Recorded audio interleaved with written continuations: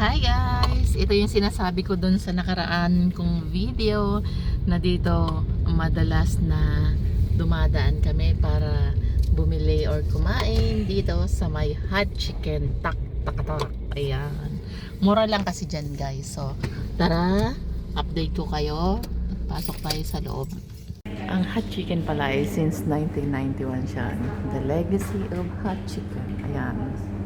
Yan yung history niya. At syempre, papakita ko sa inyo ang loob ng Hot and Chicken Restaurant kung saan meron silang ganitong area na pwedeng kumain at madalas na pumupunta rito or kumakain sa area na ito ay mga families kung saan gusto nila ng privacy. Every month din, meron silang special promo katulad nito kung saan good for 2, it's 18 real. At ito naman ang kanilang menu kung saan merong mga chicken, crispy yan. Meron ding mga Arabic food. Kayo yung bahala kung gusto nyo ng spicy or normal. Ito ang pinakagusto ko sa lahat dahil maliban sa mura siya, masarap. Ito ang vegetable noodles. Good for 2 na din yan. At every time talaga na pumupunta ako dito, lagi kanilang binibigyan ng complimentary juice and fruits. Masarap siya. Fresh at may halong mojito. Ang mojito nga pala dito ay walang halong alcohol. At ito yung kanilang fresh na fruits na binibigay din nila. Fresh cucumber, may carrots, lemon, and pickled olive. Isa yan sa aking nagustuhan. Ang lasa niyan ay medyo salty siya. Gandang combination yan sa mga salad. So ayun guys, hinihintay natin ang ating order kasi kung order ka nga pala dito ay niluluto pala. So ubos na natin yung complimentary juice nila at saka yung fruits. Ayan ang ubos. Isa din pala sa maganda dito at masarap yung yung shawarma. Yan, masarap yung shawarma dyan at saka mura lang siya kasi nasa 70 reals. Tapos kung gusto mo rin mag-grocery dito, ayan, may gasolina ka na, may grocery din. Diba? Tapos malapit lang yung work ko dito.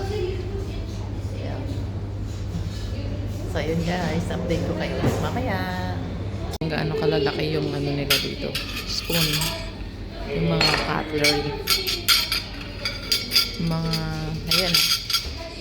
Spoon and fork. Pati yung plato. Ang ganda oh. Ang lalaki. Ang bibigat pa. Oh. Ito yung biryani rice nila. Ito yung order natin na half chicken.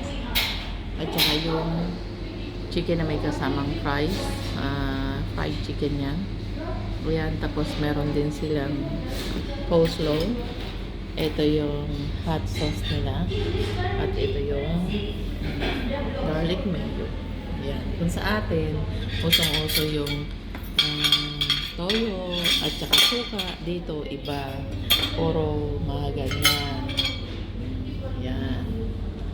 So, kain na tayo. Tapos meron pang mga sibuyas.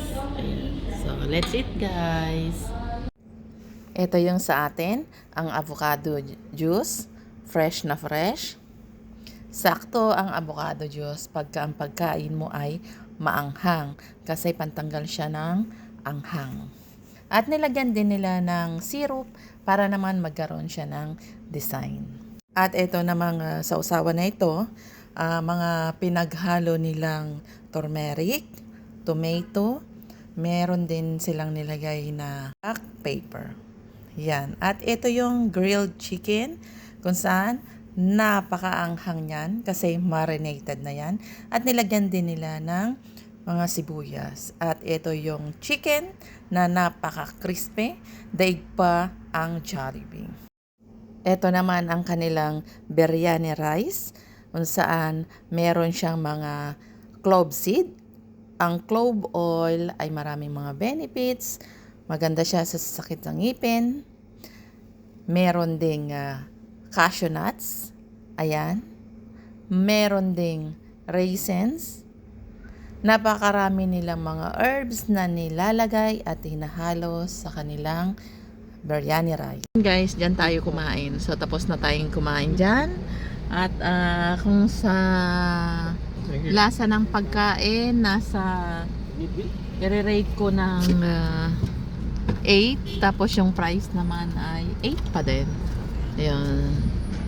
So, busog na ang ating tummy.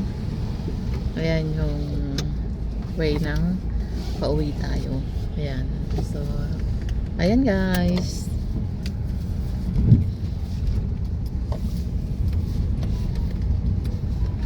Buy hot chicken, wala yung ano dyan, yung Kapsi Kabayan. Yung laging umaano dun sa may commercial ng tak-takatak. So, that's all for tonight guys. Bye-bye and God bless. Try niyong bumisita at kumain dito sa Hot and Chicken Restaurant. Affordable price at masarap ang pagkain. See you on my next vlog. Yeah.